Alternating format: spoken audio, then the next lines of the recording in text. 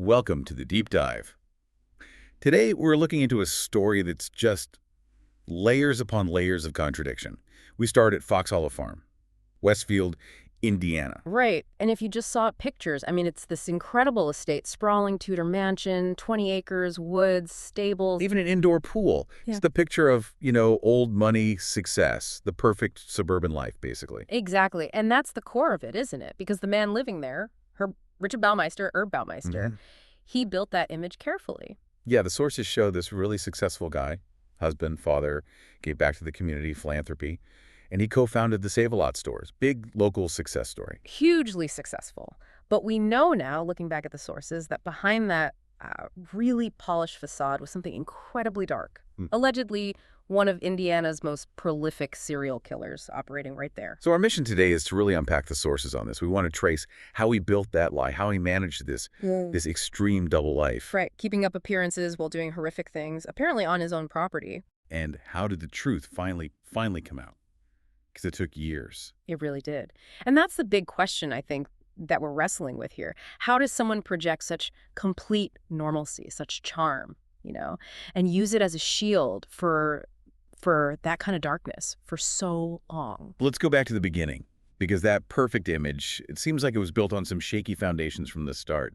Herb Baumeister, born 1947, Indianapolis. And his father was an anesthesiologist, very well respected, so there's that immediate sense of maybe pressure, outward success being important. But the sources, even from early on, they point to some pretty significant signs of disturbance. Yeah, definitely. People who knew him back then remember this kid who was strange, withdrawn, but also had this really morbid sense of humor, obsessed with death. The stories are unsettling, like being fascinated by roadkill. And that incident with the dead bird on the teacher's desk, it wasn't just a prank. Apparently, it was he wanted to see the reaction, the horror. Which points to maybe an early lack of empathy, right?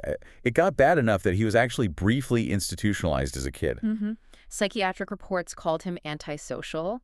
And there were whispers even then about possible serious mental illness, schizophrenia, maybe bipolar. So he likely knew very early on that something inside him was different, not compatible with the outside world. But here's the twist, isn't it?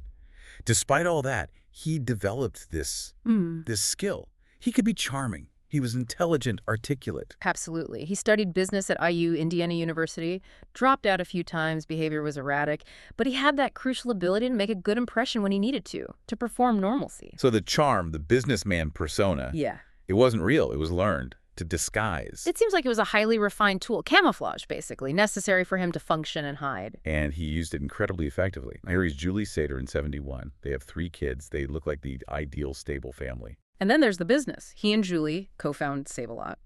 And it takes off, becomes this really successful chain. That gives him money, respect, standing in the community. Which all culminates in buying Fox Hollow Farm in the early 90s. Yeah. That huge Tudor estate, the 18 acres, that really cemented the image, didn't it? It absolutely did. But even as that outward image peaked, sources suggest things were cracking internally. Julie apparently noticed him becoming colder, more controlling, unpredictable at home. Okay, so let's talk about the mechanics of the double life. Because the thrift stores weren't just about money. They were the perfect alibi. Exactly. He could disappear at night frequently. And the excuse was always work, right? Checking inventory, store security, handling cash. Plausible. But where was he really going? These sources say he was driving downtown to the Indianapolis gay nightlife scene, using different names, aliases. Compartmentalizing everything. Totally. And we need to understand the context here. This is the late 80s, early 90s. Right. The AIDS crisis was still a huge shadow. And discrimination against the LGBTQ plus community was rampant. Pervasive. So why does that vulnerability matter so much in this case? It created blind spots, didn't it? A lot of people, including maybe some of the victims, were living double lives themselves. Fear of being outed, losing jobs, families. So if someone went missing from that scene, people might hesitate to go to the police? Or maybe the police didn't always prioritize those cases back then, didn't connect the dots as quickly. And that lack of immediate, widespread attention, that's what allowed the pattern to continue. Young men disappearing, often last seen, leaving bars with some unknown guy in a gray car. A pattern that went on for years unchecked. The sources show the pattern was there, absolutely. But connecting it all back to one person, one place, that took a long time. The first real breakthrough doesn't come until 1994, years into it. Detective Mary Wilson. Right, Detective Wilson was looking into these disappearances, and she gets this incredibly chilling tip from a man the sources called Tony. And Tony's story is terrifying. It really is. He gives this detailed account. Says he met Baumeister, the one invited back to Fox Hollow Farm, this grand estate. Seemed friendly at first. But then, according to Tony, during a sexual encounter, Baumeister suddenly tried to strangle him. Tony fought back, managed to get away, escaped with his life. So that's direct testimony, naming Baumeister, naming the location, Fox Hollow Farm. Why couldn't the police just go in then? What was the roadblock, Julie? It was a huge legal hurdle. Fox Hollow was private property, heavily secured. Tony's story was powerful, but it was still one person's word against a respected businessman.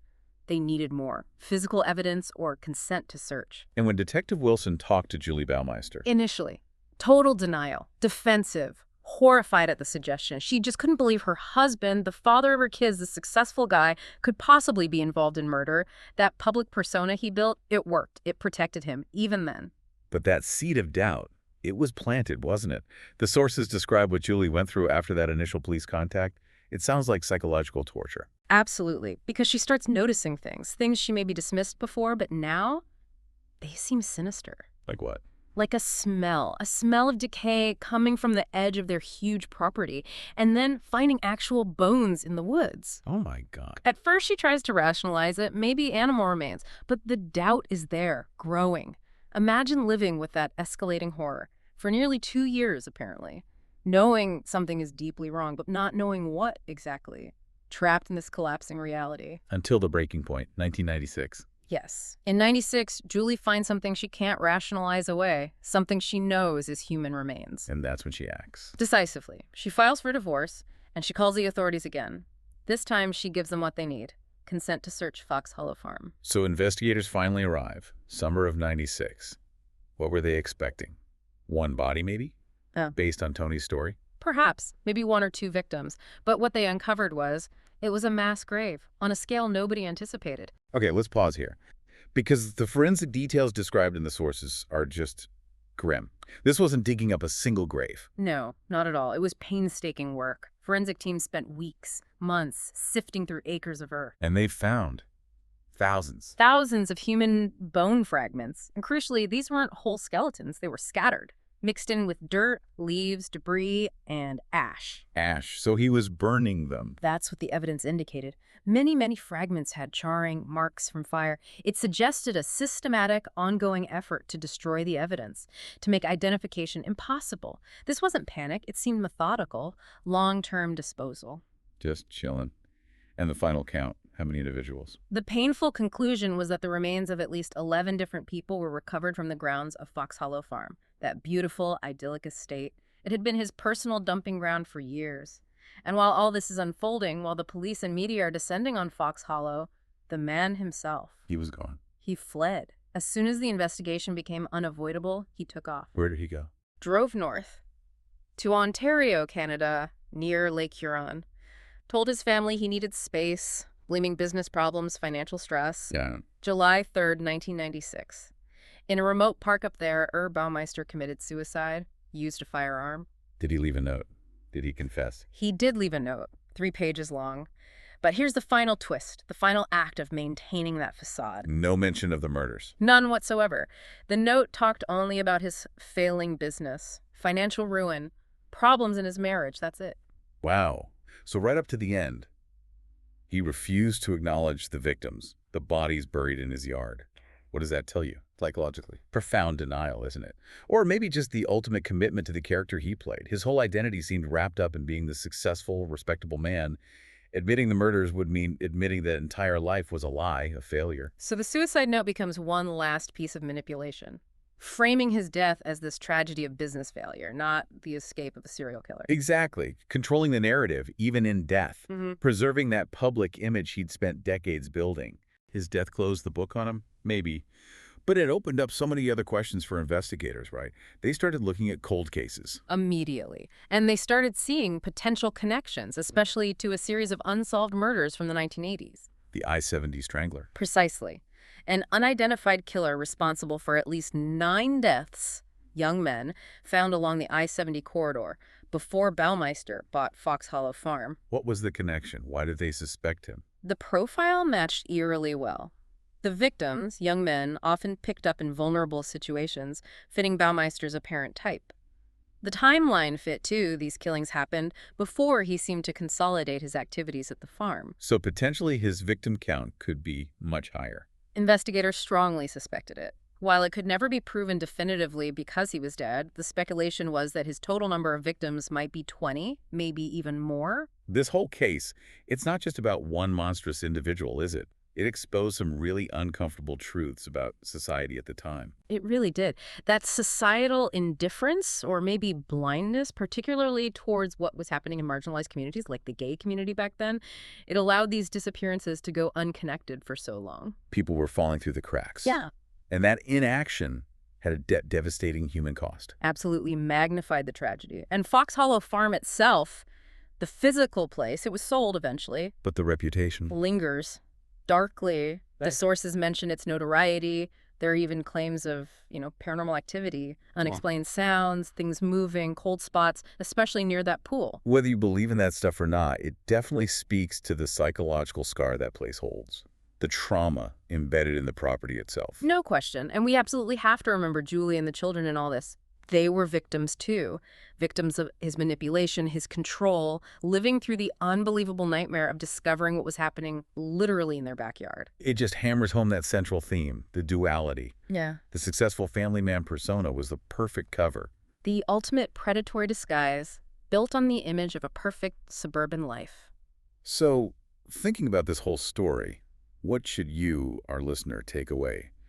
The sources really paint a picture where the truth of this man was fragmented, literally scattered in those thousands of pieces of bone. It's a chilling reminder, isn't it, that outward success, charm, reputation, they mean nothing about someone's inner reality.